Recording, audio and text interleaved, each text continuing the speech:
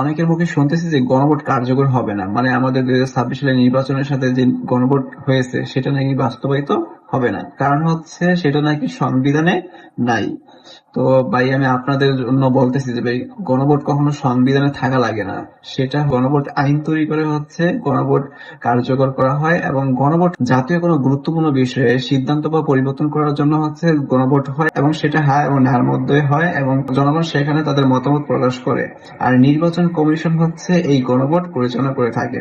ঠিক আছে, বিগত 3টা হয়েছে এবং এবার এটা নিয়ে 4টা গণভোট হয়েছে, এবং হচ্ছে বিগত 3টাও কার্যকর করা হয়েছে এবং এটাও কার্যকর করা হবে।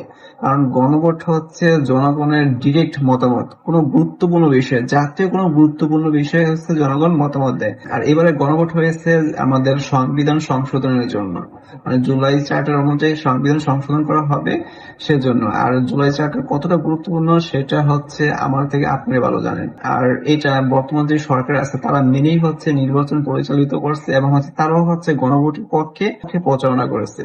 সো তাদের নির্বাচনের পরেই প্রথমে উচিত ছিল হচ্ছে গণভোটের অধ্যাদেশ জারি করা ছিল, সেই অধ্যাদেশটা আইনে রূপান্তর করে এবং হচ্ছে সেটা খুবই দ্রুত হচ্ছে বাস্তবায়ন করা। তো এটার বাস্তবায়ন না হলে 2024 সালে অনেক লোক হচ্ছে এটার জন্যই হচ্ছে গিয়া শহীদ হয়েছে এবং হচ্ছে আহত হয়েছে। মানুষ এত বোকা না। সো এটা কার্যকর হবেই ভাই।